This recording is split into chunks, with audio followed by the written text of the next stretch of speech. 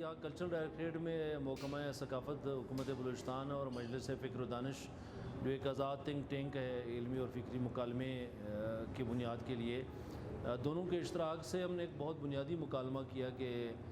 زبانیں کیسے تخلیق اور ذہانت کا ذریعہ بن سکتے ہیں۔ مشکل یہ ہے ہمارے معاشرے میں کہ ہم اپنے ماں بولی جو مادری زبانیں جس کو ہم کہتے ہیں،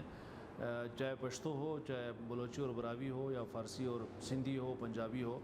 ہم اس کی بنیاد پہ معاشرتی گروتھ نہیں کر سکے ہیں۔ ہمارے یہاں ایک گھٹن ہے، ایک ہم سمجھے کہ ایک اندھیرا ہے،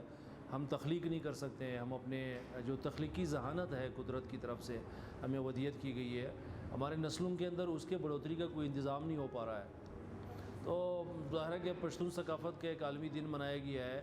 اسی طرح ہمارے ہاں بلوچ کلچر ڈے منایا جاتا ہے، براوی اور سندھی، اور یہ حق ہے ظاہر ہے ہر قوم کا اور ہر زبان کا کہ وہ اپنے زبان کے لیے فخر کا بھی اظہار کر سکے، اپنی روایات کو بھی تام سکیں۔ لیکن سوال یہ ہے کہ ہم کیوں ایک تخلیقی ذہانت کی طرف نہیں آتے ہیں؟ ہم دنیا کے اندر ہمارا کوئی حصہ نہیں ہے۔ دنیا کی قومیں جو ہے وہ تخلیقات اور ایجادات کرتی ہے، اور ہم صرف اسے استعمال کرنے اور اپنا جو بھی خون پسینہ بہاتے ہیں اس کم محنت سے، کم وسیلے سے یا کم سرمایے سے ہم دنیا کی چیزیں خریدتے ہیں، تو ہمارا کوئی حصہ نہیں ہے۔ اس کے ایک بنیادی سوال یہ ہے کہ ہمارا نصاب، ہمارا ذریعہ تعلیم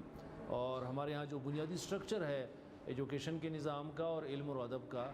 وہ اس طرح نہیں ہے جس طرح دنیا کا ہے۔ اس لیے ہم نے اس سوال کو ایڈریس کیا کہ ہم اس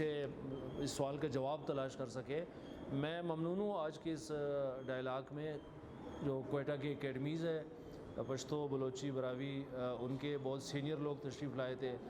بیوٹمز یونیورسٹی کے pro vice chancellor professor doctor Abdul Rahman صاحب اور بلوچستان یونیورسٹی سے اسکالرز آئے تھے، اور سرکار کے اور ہمارے علم ادب جو ہے وہ تشریف لائے تھے۔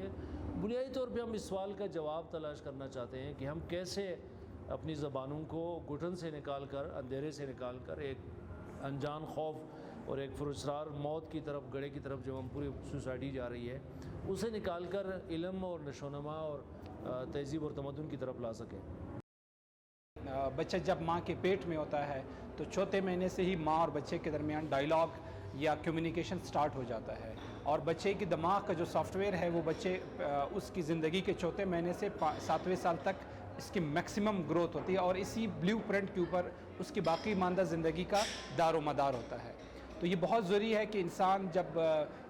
اس کی اپنی مادری زبان کی اہمیت ہو، اس کے اندر لٹریچر اویلیبل ہو، نالج اویلیبل ہو، وہ سلیبس کا حصہ ہوں، اس کو اپنی مادری زبان کی تاریخ، ثقافت اور بیک گراؤنڈ کے بارے میں پتہ ہو، وہ اس کو آن کرتا ہو، تو اس کا سب سے بڑا فائدہ یہ ہے کہ وہ بچہ کنفیوژن کا شکار نہیں ہوتا، اس کو اپنی ثقافت، اپنی زبان پر فخر ہوتا ہے، اور وہ بڑی خوبصورت اور ایک نیچرل طریقے سے اپنی جو تخلیق ہے، نالج ہے، ایکسپریشن ہے، امیجنیشن ہے، اس کا اظہار کر لیتا ہے۔